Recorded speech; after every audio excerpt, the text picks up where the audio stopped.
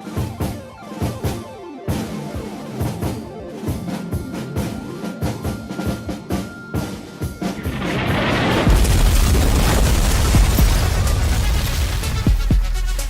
to Politics Done Right. I am your host, Egberto Willies. This is the progressive program that will take the mystery out of politics. This is the program that will encourage you to make sure government becomes we the people. Whether you are liberal, conservative, or otherwise, you get to air your point of view. Remember, you can also send me a tweet to EGBERTOWILLIES, that is, at Egberto Willies. Let us engage. It is politics done right. 1, 2, 3, 4. Well, folks, welcome to one more edition of Politics Done Right. I'm Egberto Willies, your host. Thank you so kindly for being a part of the show. We are going to have a great show for you today. As you know, whenever I talk about something, whenever I write about something, I love to hear the feedback, because this is not a unidirectional show. This is not a show that depends on one point of view. This is not a show that freezes out people. This is not a show that doesn't allow dissension, that doesn't allow people to communicate. I am one of those who believe that the way we get to best policy, the way we get things done, is for us to, I have a whole lot of ideas. I have a whole lot of views. I have a whole lot of beliefs. I have a whole lot of things that I believe in. But there's one most important thing as a progressive that I believe in, and that is in the ability to change, the ability that maybe, just maybe, I don't think there are many, but maybe I have some things that need to be changed in the way I think about policies, or the way I think somebody speaks or somebody says. I like to hear other points of views as well. So whenever I say something and sometimes it touches somebody in a wrong way or a different way, the thing that I normally do is I bring them on, tell them, okay, come on and make your case. And you know what? Maybe you'll convince me and others. That is how the progressive mantra works. Well, it kind of worked in reverse this time. You guys know where I stand on the statements that Ilhan Omar has been saying for some time. Well, a friend of mine, when I made a particular blog, he was not too happy with it, and he left me a very long essay, and I brought him to the program and told him, go ahead and say your piece. I must admit that while I was empathetic with him, I did not share, I really did not, I was not convinced. Then another friend of mine, somebody that both of us write for Daily Kos, it's a colleague at Daily Kos, Professor Ian Reifowitz, author of 2 books. He also wrote a piece, and that is how we're going to start the show, the second part of the show. Well, I'll talk to you when we get to the show itself. So today's show is titled, Ian Reifowitz discusses Ilhan Omar's statements, and secondly, the Democratic race. Ian Reifowitz, a Daily Kos contributor, wrote likely the most comprehensive critique of Ilhan Omar. He was complete yet not negative like most. He will explain why he thinks her statements were anti-Semitic. Then we talk about the Democratic primary, and there's a typo, gotta fix that. Anyhow, recently, I read an article by my friend and colleague Ian Reifowitz about Ilhan Omar. It was likely the best written essay on the issue. He was not malicious or attacking, but seeking common ground and giving everyone their due, the benefit of the doubt space.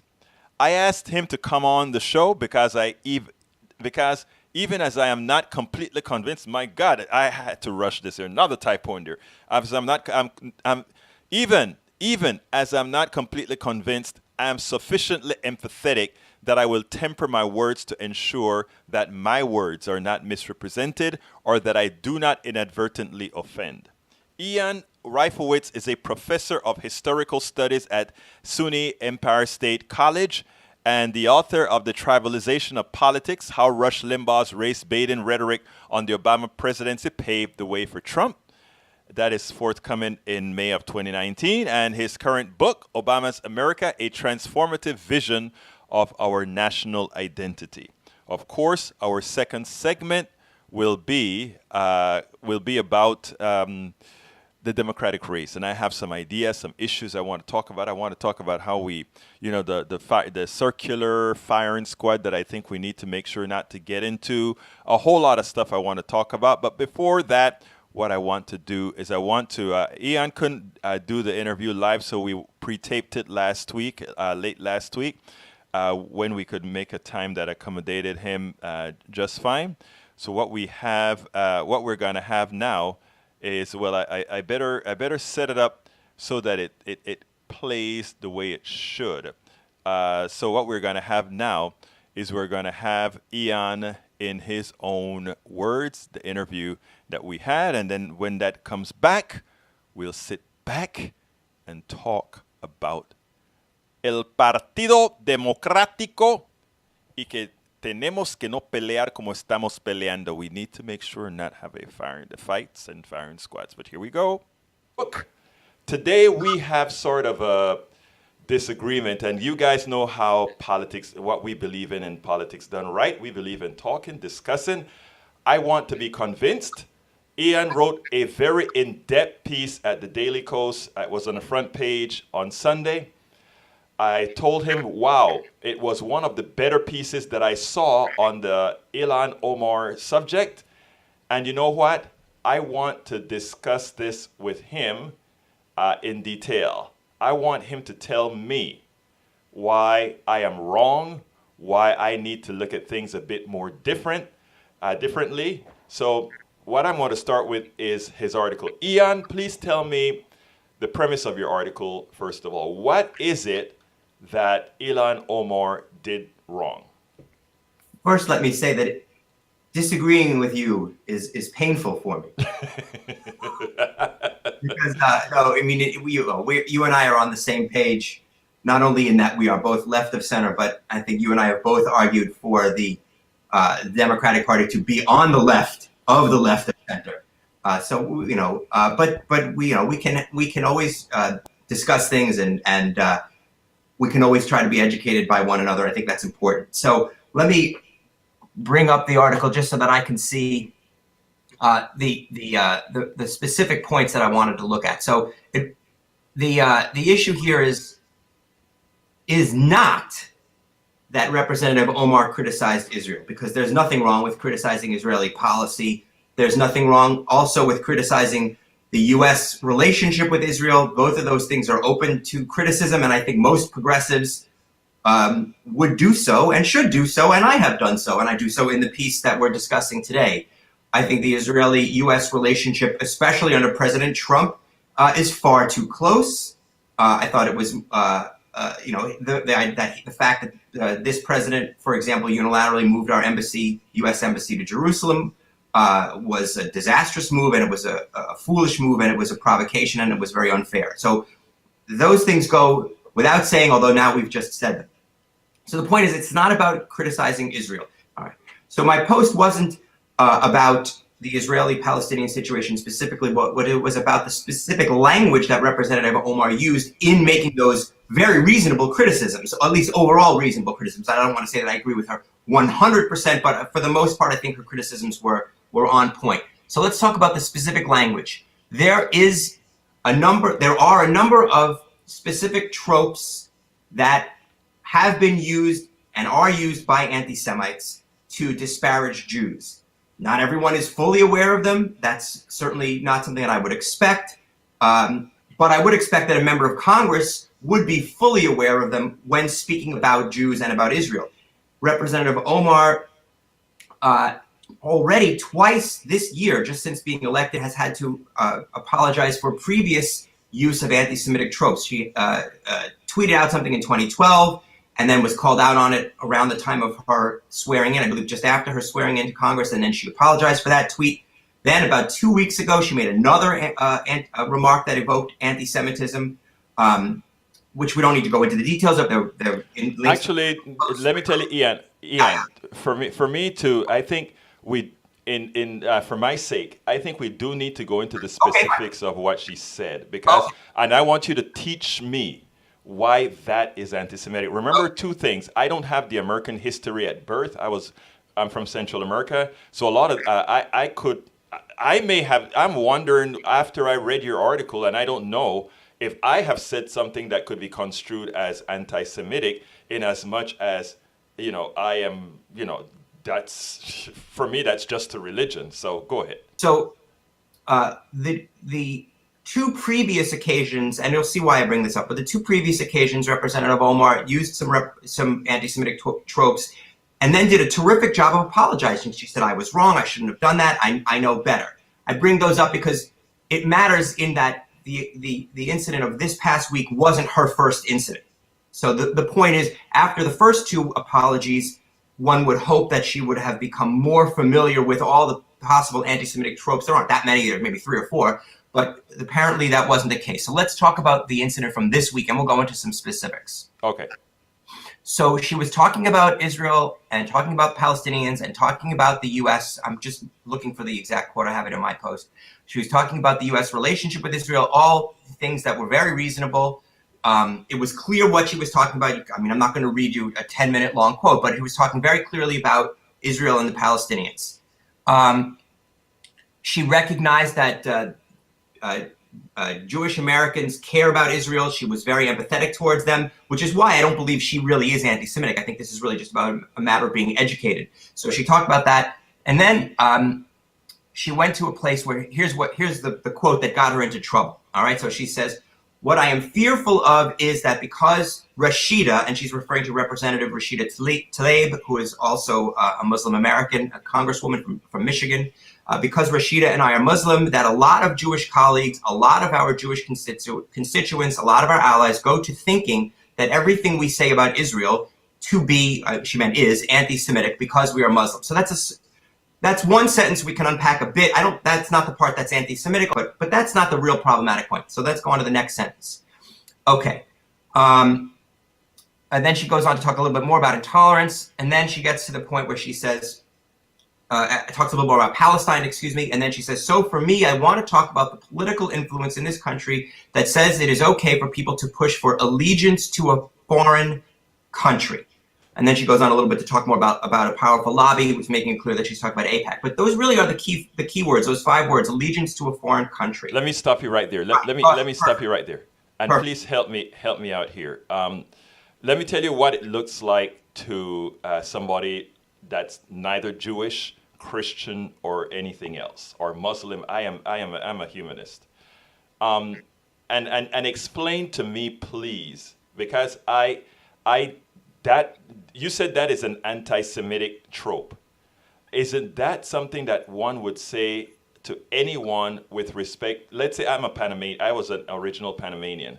And let's say anything that I talk about Omar Torrijos Herrera, who was our dictator, and I supported him or whatever, do you think she would have used that same terms towards me? Like, your allegiance shouldn't be to Panama any longer, but your allegiance is to the United States. And I say that in this respect. And please forgive me for my ignorance if I have one. My question is, don't you find it true that when you start to pass laws specific to a particular country that does not apply to others, that there's some sort that implies some sort of a special relationship there? Oh, sure. So you asked a couple of questions in there. So let me go back to the first one. I think she, certainly my sense is, like you, was educated in another country. She could have, she could have educated herself a bit better. But my guess is, and my sense is that she did not do this in a hateful way. She may not have understood the history of that particular slur, and I think we can talk about that. So I mentioned in the post, this is a slur or a slander or whatever you want to call it, a trope that goes back to something called the Protocols of the Elders of Zion, which is a forged document that was produced around 1900 by the Russian Secret Service, for lack of a better word. I forget the exact phrase, but the Russian secret police. It was a forgery produced by them to discredit Jews.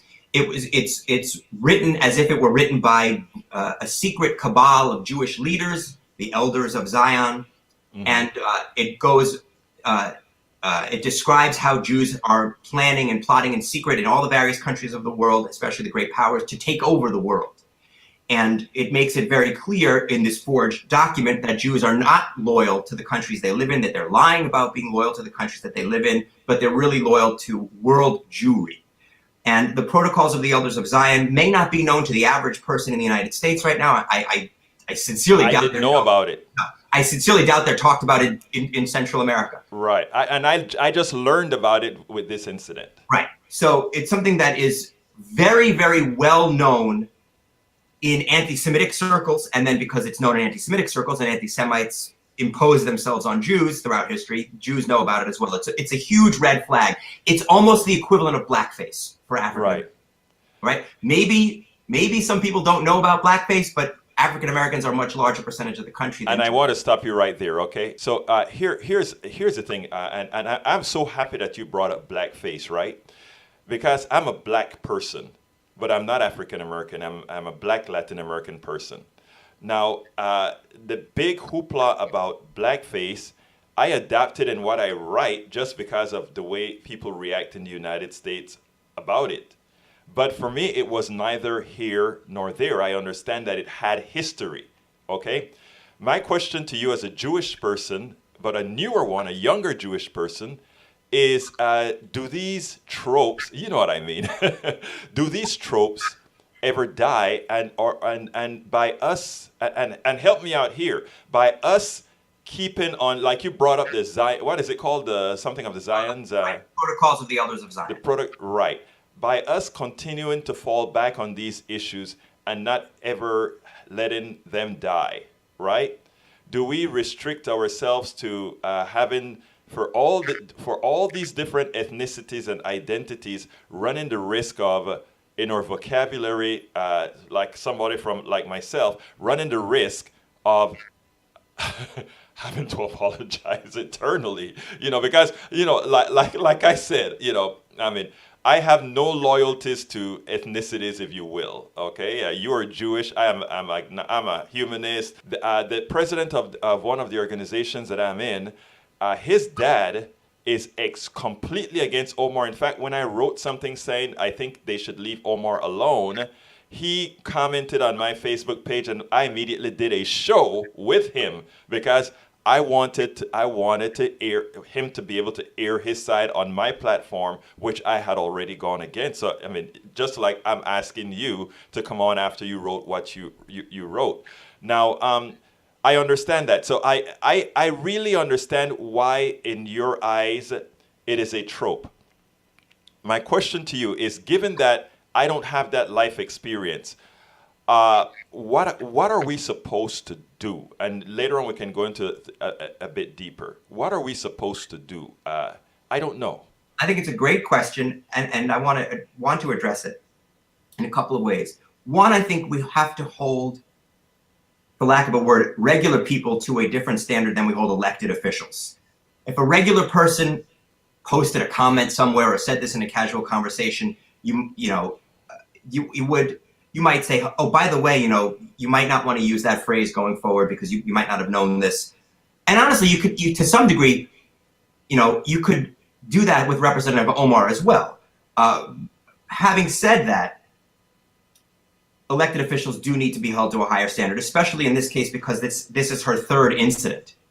I think the interesting thing about your friend and his father and that whole conversation about your friend who said, I'm closer to her positions than my father is, I'm closer to her positions on Israel. I'm closer to Representative Omar's positions on Israel than I am to AIPAC's position on Israel. I mean, I'm somewhere in between the two, but I'm closer to Representative Omar. And this is the larger point I make in the piece. People, certainly progressives, want to be able to criticize Israel and need to be able to criticize Israel, and that criticism is important and helpful. We want them to be able to do so, having learned how to do so without stepping into an anti-Semitic trope or landmine. And really what it comes down to is this. Criticize Israel's policies.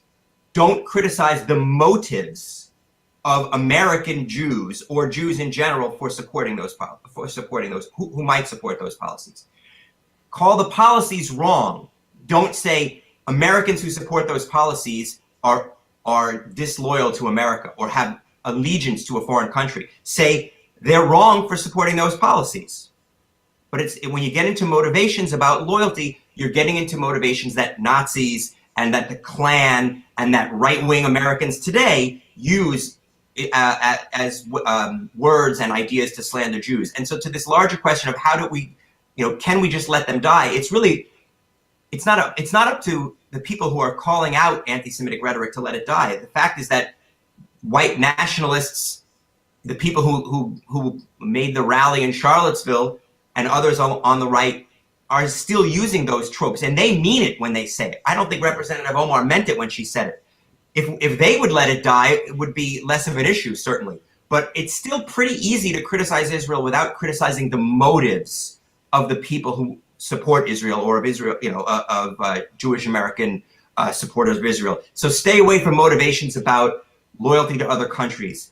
And educate yourself, Representative Omar. There are, it shouldn't take more than a few minutes, frankly, to make a short list or get somebody to give you a list of easy things to avoid. So what we don't want to do is give more power to the intentional anti-Semites on the right, the white nationalists, the people who organized the rally at Charlottesville, etc. And then there's one other thing that's important.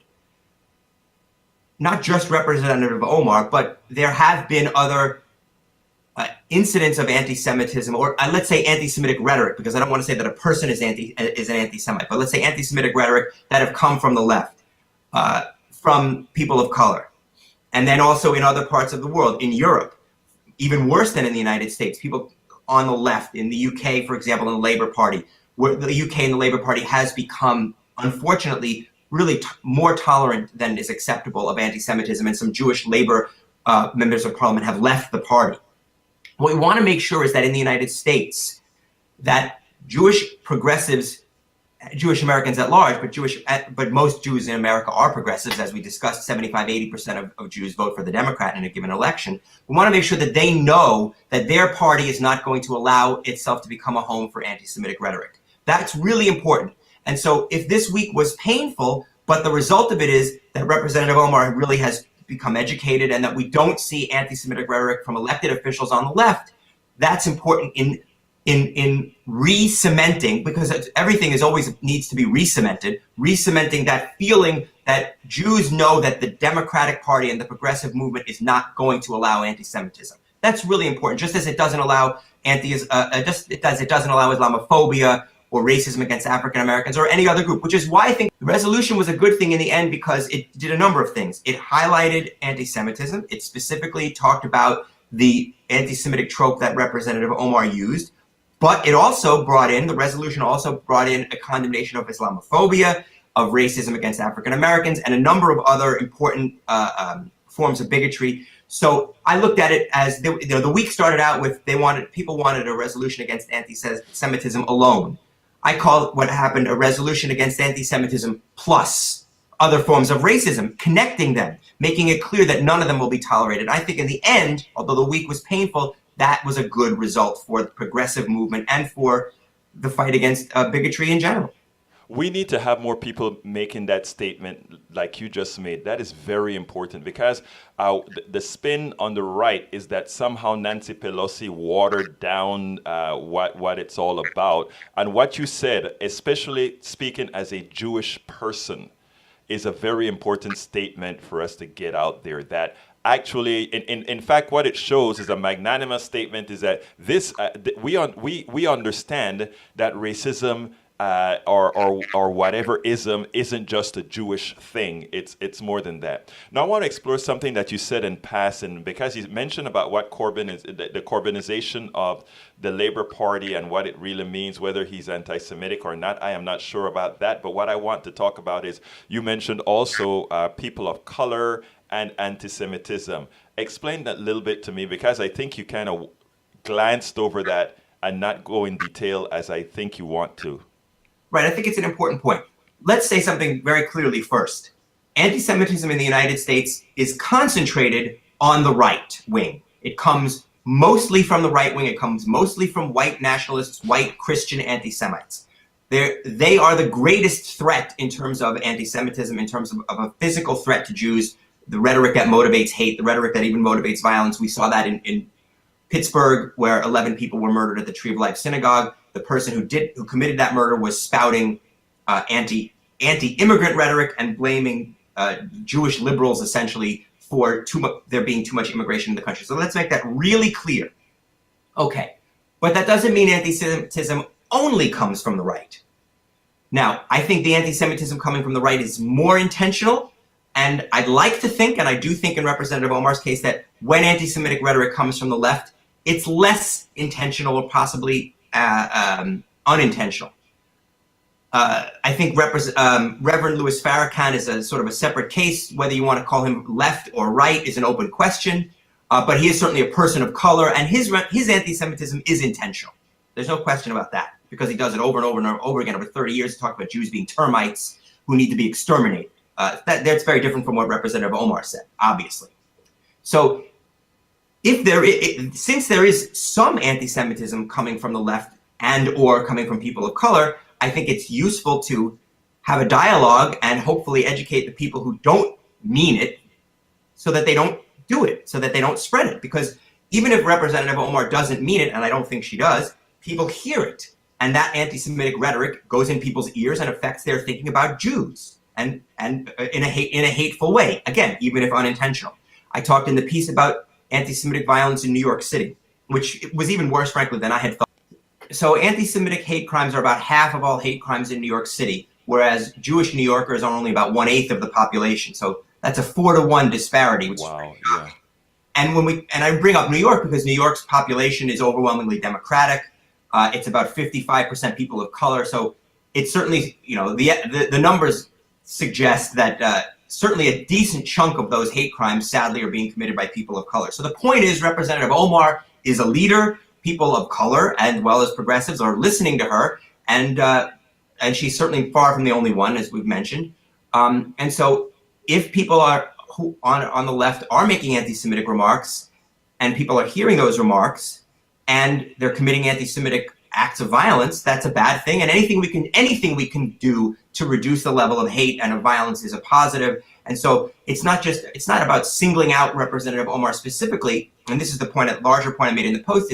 This is a conversation progressives are having amongst ourselves. What will we tolerate in our own house? We're not delusional enough to think that we can make Donald Trump change his behavior and change his rhetoric, or make the Ku Klux Klan change their behavior and their rhetoric by saying, don't do this.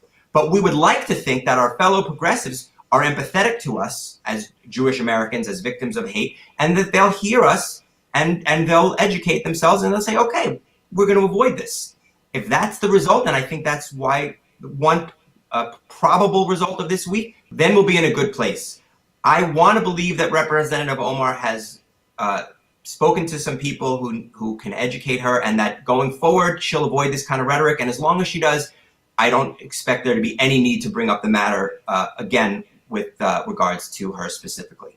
What I really appreciated about your article, Ian, is you were measured, and not only that, you did it not only with conviction, but you also made space for others. You made space for the misunderstanding of how people saw things. You made space for, well, you look at it differently than I do. Now, let me tell you what you've taught me today is that we need to look at with respect to how Jewish people and those who considered these anti-Semitic tropes, is that it's not the intent, but not questioning one's loyalty, etc., when making these statements, and making that very clear in that one should not do that. One should make sure about the intent. Now I'm going to throw something right back at you real quickly with asking the expectation that the same fervor that's placed into the issues where it covers Jewish people, because the Jewish having the one thing that we can say about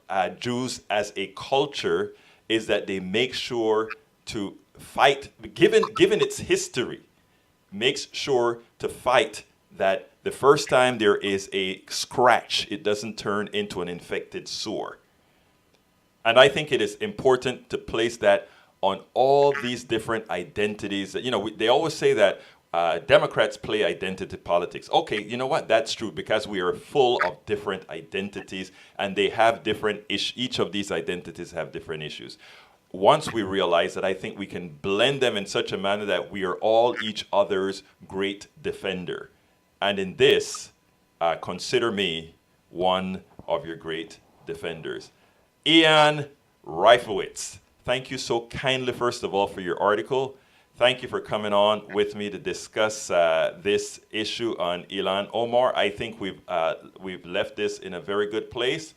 We are with Professor Ian Reifowitz, who is the author of Obama's America, an upcoming book. What is that book? I want to see that book. The Tribalization of Politics. Ian, thank you so kindly for having been with us. Thank you so much for having me, Egberto. It's always a pleasure talking with you. Now, I think that was, Ian, let me tell you where Ian brought me.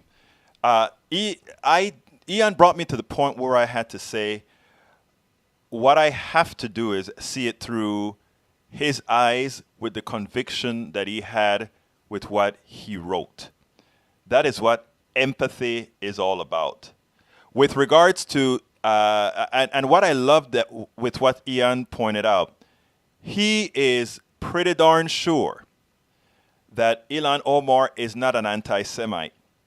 If we had Ian on MSNBC, on CNN, on Fox, being the person expressing the concerns about what Ilhan Omar said, I think it would have gone over much better than sort of the conflict it's created even within the Democratic Party with those like me who constantly said, what did she say that was so wrong? And the others saying strongly, oh, she's anti-Semitic, she needs to be sanctioned.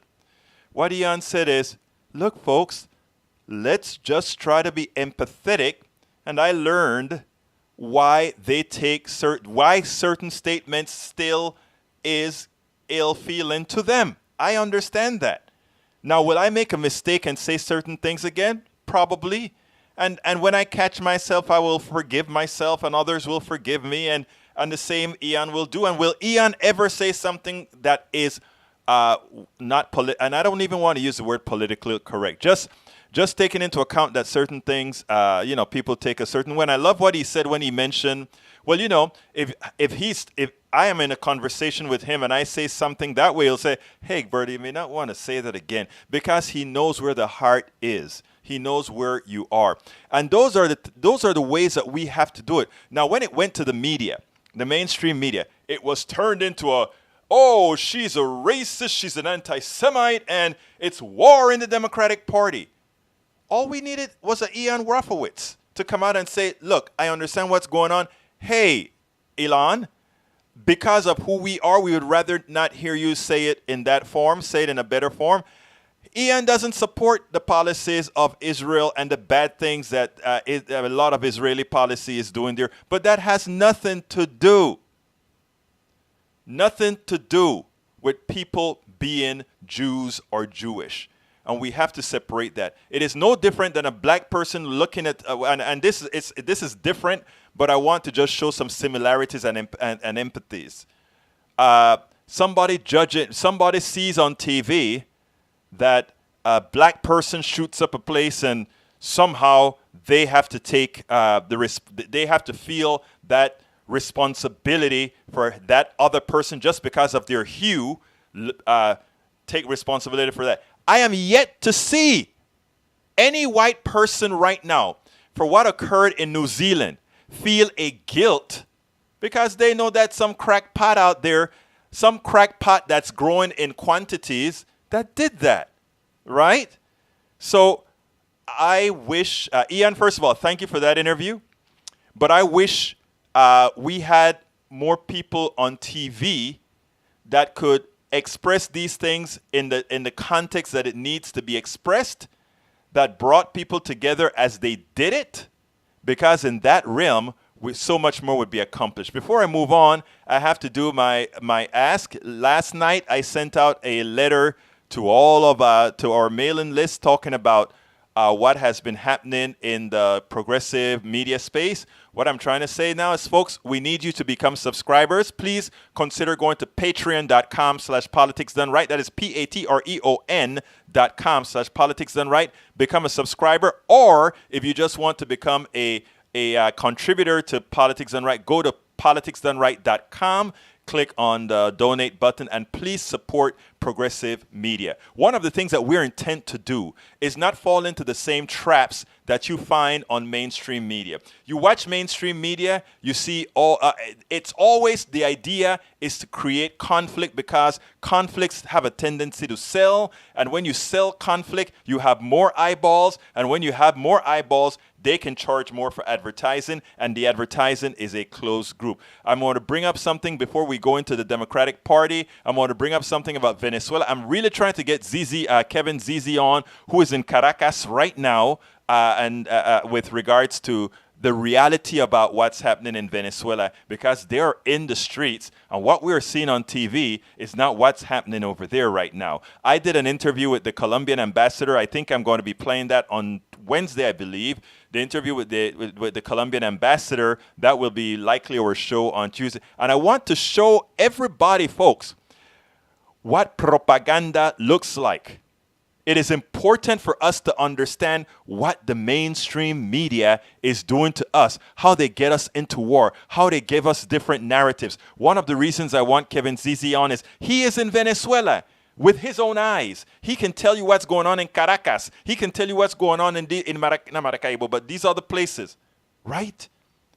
Folks, we're asking you, support Politics Done Right and all these other independent rags out there that are trying hard as hell to not allow our mainstream media and the American plutocracy to send us into war, to continue to pilfer on us, to continue to use the corporations as our masters. That is what we're here for.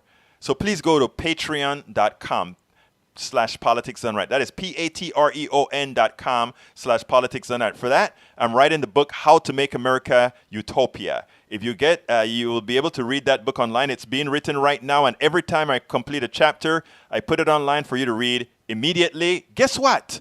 Chapter 1 and Chapter 2 is there. I'm working on Chapter 3. But right now, you can get the entire book.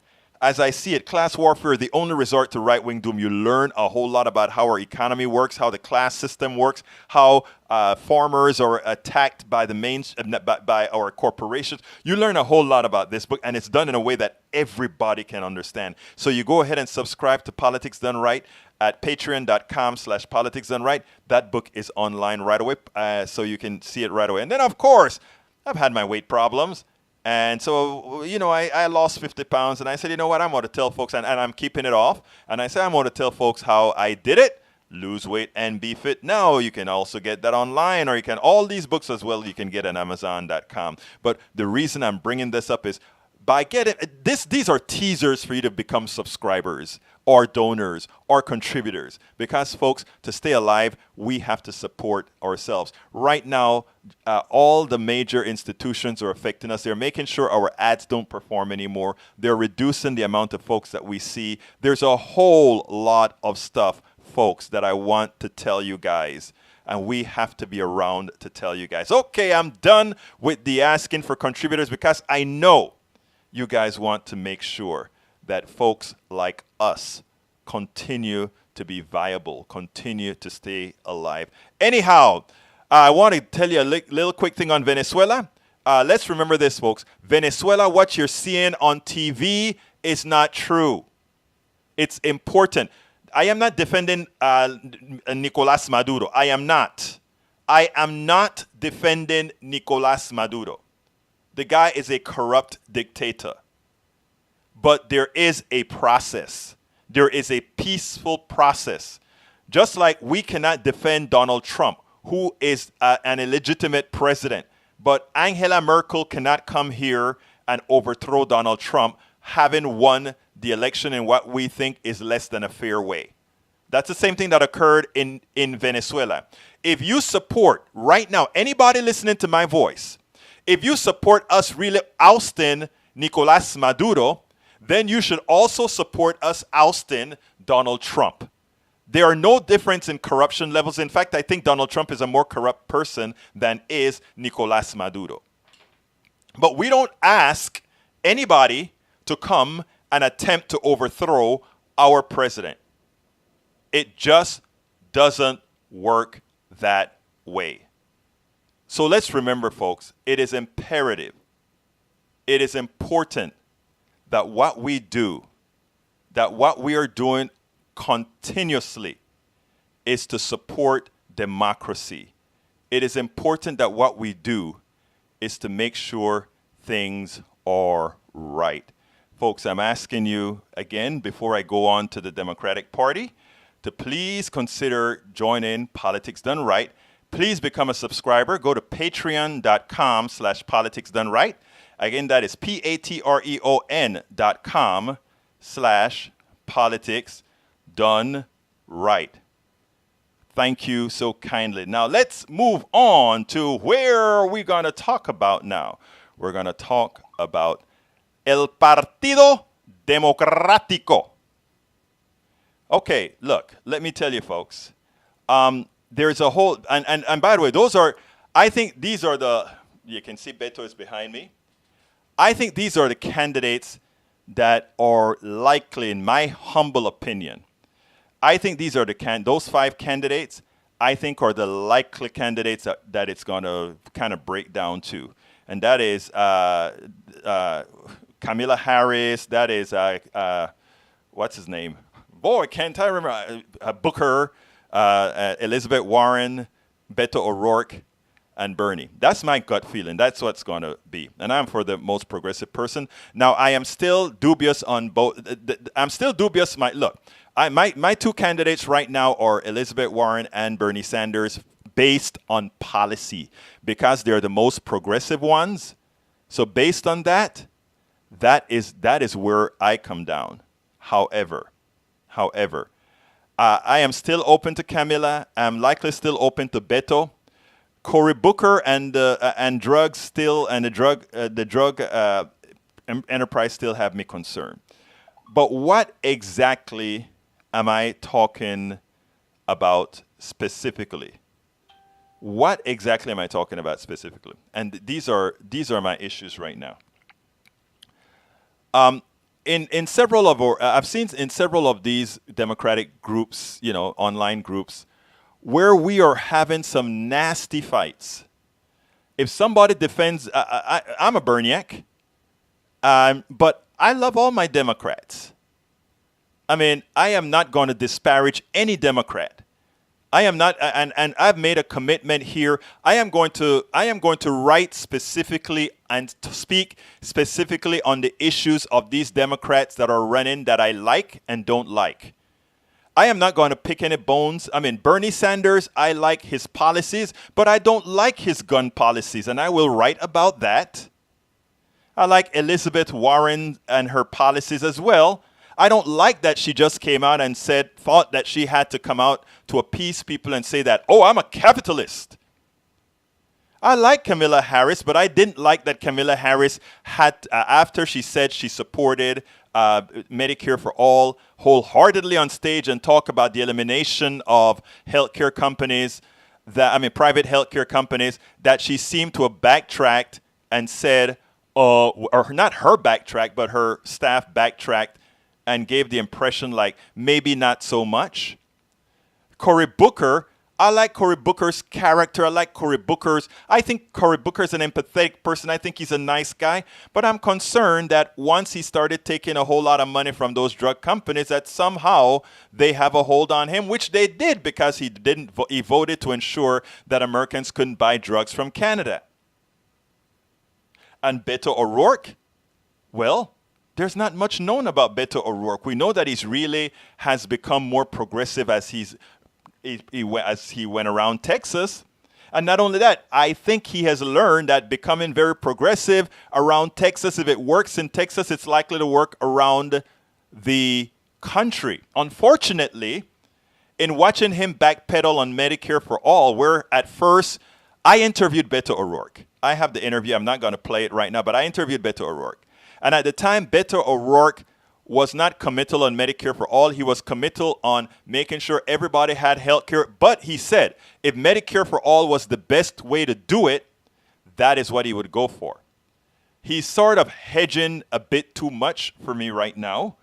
But it's not only that he's hedging, but in many other issues, he's sort of playing two sides of the game, if you will.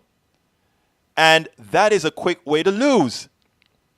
And not only that, with somebody that, so I mean, we'll see where Beto goes. So all five of these guys, 4 out of these 5 right here, I likely could vote without a problem. I know Kamala Harris, people are giving her a hard time for being the DA and some of the things that they claim that she did. I am not convinced. I think I am not convinced about her being, she was a DA. Come on, she was a DA, and maybe she wasn't like the DA in Baltimore who's simply gonna, take the reins of that. But a woman of color as a DA with a staff surrounded by cops and all of that, she had to be playing quite a footsie game out there, and I give her quite a bit.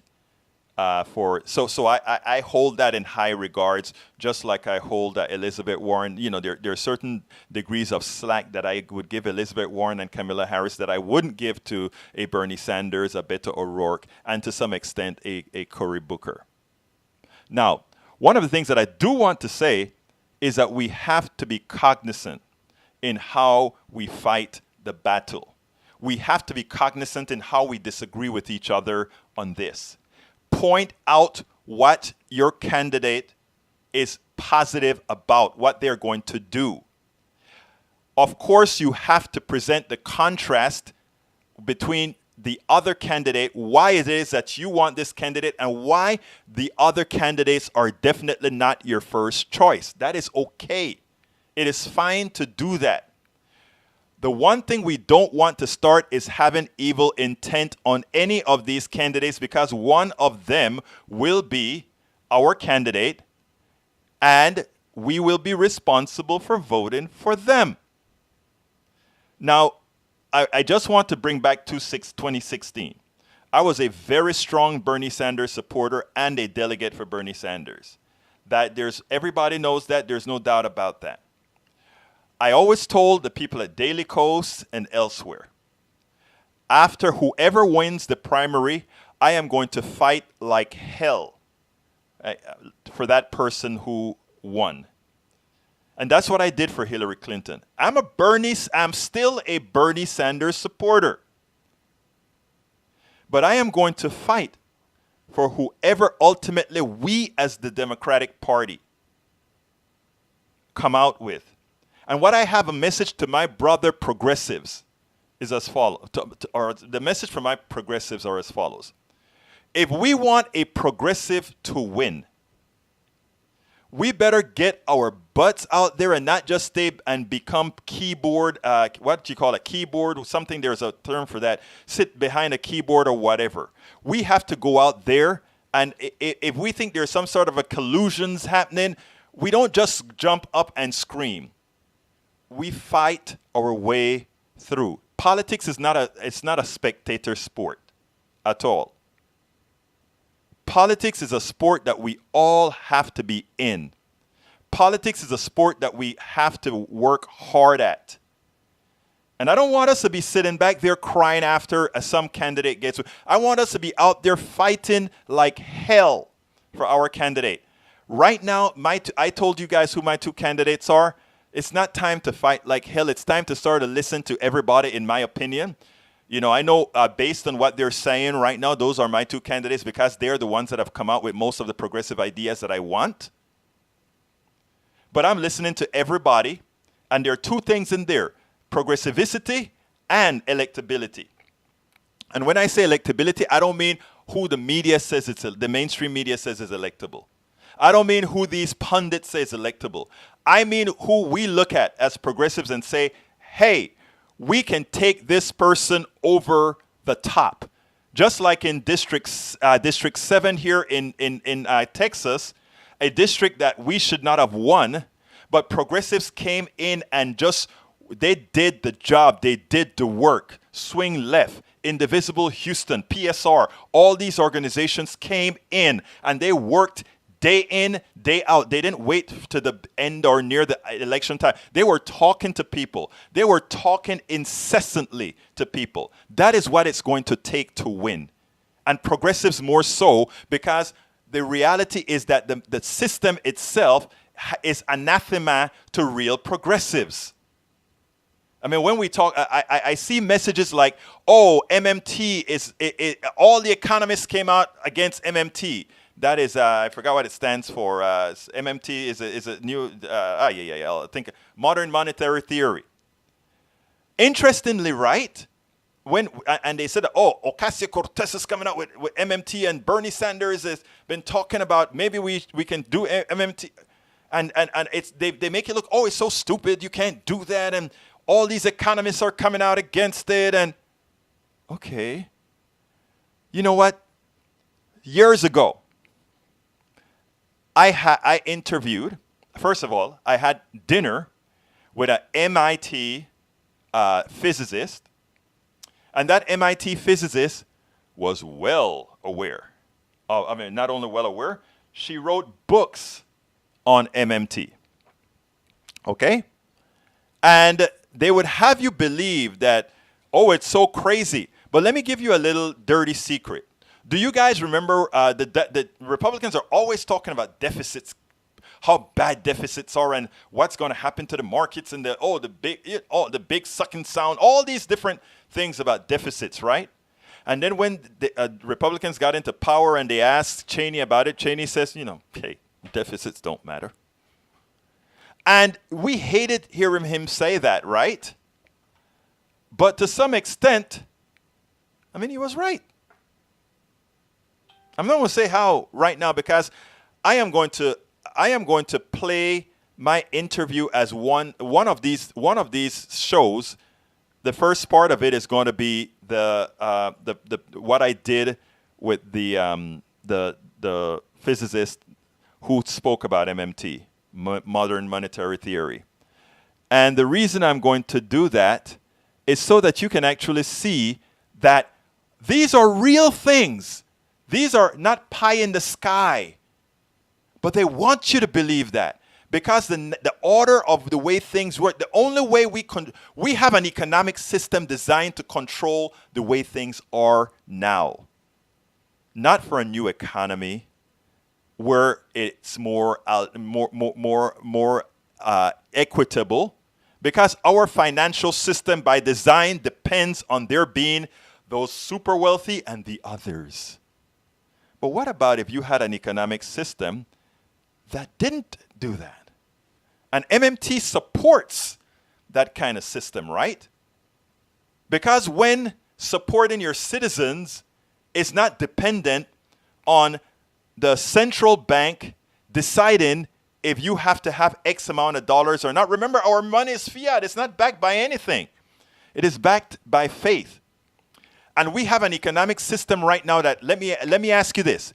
If you go outside and you see potholes, if you go out into your neighborhood and you see old buildings that need repair, if you go out and you see a lot of things that need to be done, that's numero uno. Numero dos, number two. If you also go out and realize that there are a lot of unemployed people, right? So there's a whole lot of work to be done. There's a whole lot of unemployed people. What is it that's stopping you from taking those unemployed people and putting them to work? Well, where's the money going to come from? You have admitted that you have an economic system that is a failure. MMT would have simply said, you need a job, there's work to be done, do it. And if you notice, one of the reasons we don't want a whole lot of deficit spending, right? Because what we're doing is we juice the economy with deficit spending, right? When you have a deficit spending, that means you're continuously putting more money into the economy without somebody taking it back out, right? So you can get hyperinflation under certain situations, but you only get hyperinflation if you don't have the goods to buy, if there are shortages. We don't have that. And that is why, even with these crazy deficits, even with this, people don't understand how deep the deficit is right now, but it's huge. The reason we still don't have inflation is because we don't have money chasing goods. We have goods chasing money. Our productivity is so huge, and so few people took advantage of it because it all goes to the top. And those people are not letting go that money. They are hogging that. They're hoarding that money. That is what it looks like, folks. So MMT and these other policies that people laugh at when they say, oh, yeah, really right. We should be laughing at our current economic system. If you want to know what doesn't work, if you want to laugh at something, if you want to demean something, what you do is you demean that which does not work. And what is it that's not working right now? Tell me what is not working right now. What is not working right now, my brothers and my sisters, is what? The current economic model is a failure. It makes money for a whole lot. It has stagnated for the vast majority of people, and it threw poverty onto the rest. And it does not have to be that way. So what I tell Democrats that are running, be progressive. Tell Americans that you are going to give them health care.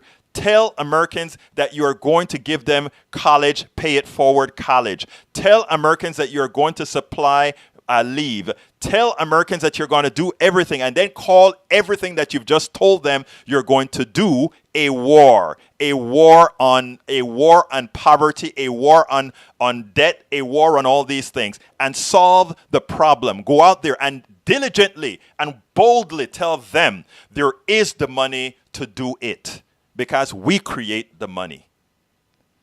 And it's a hard concept to understand because we've been indoctrinated for so long.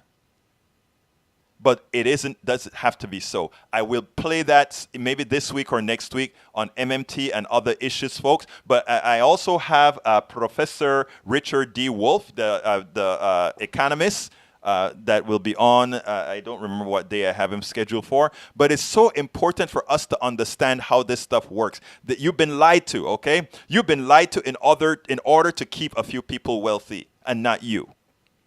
And you not being able to live the life that you deserve, the life that you can have. Again, always remember the basics. If you see potholes and if you see a lot of work that needs doing, and you have a lot of people that are unemployed, and you can't put those two together, your economic system is a failure.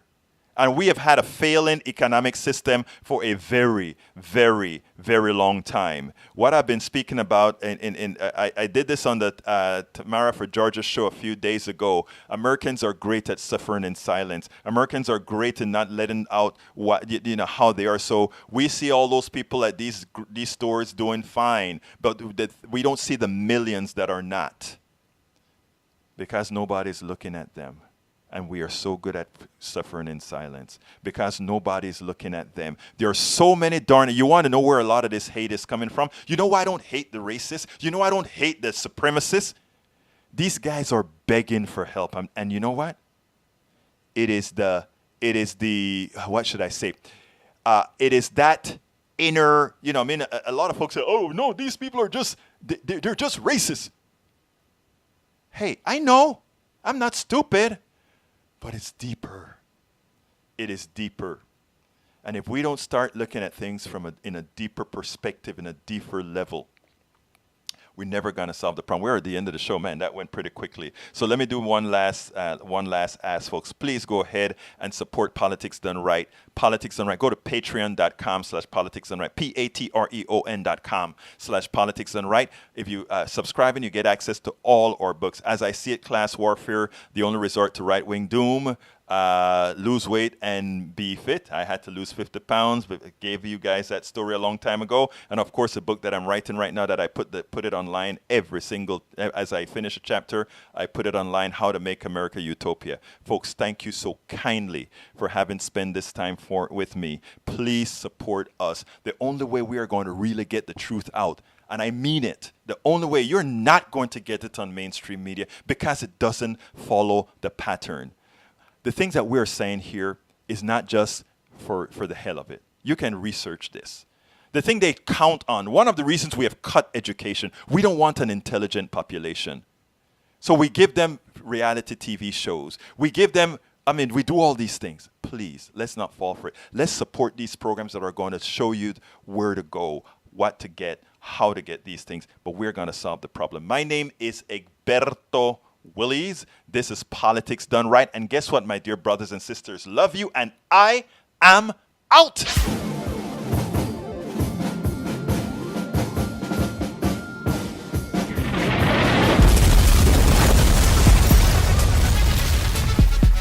Welcome to Politics Done Right. I am your host, Egberto Willies. This is the progressive program that will take the mystery out of politics.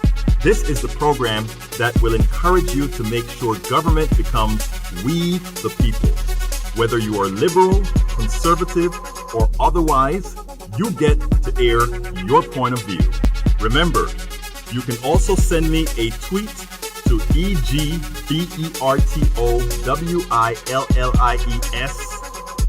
That is at Egberto Willies. Let us engage.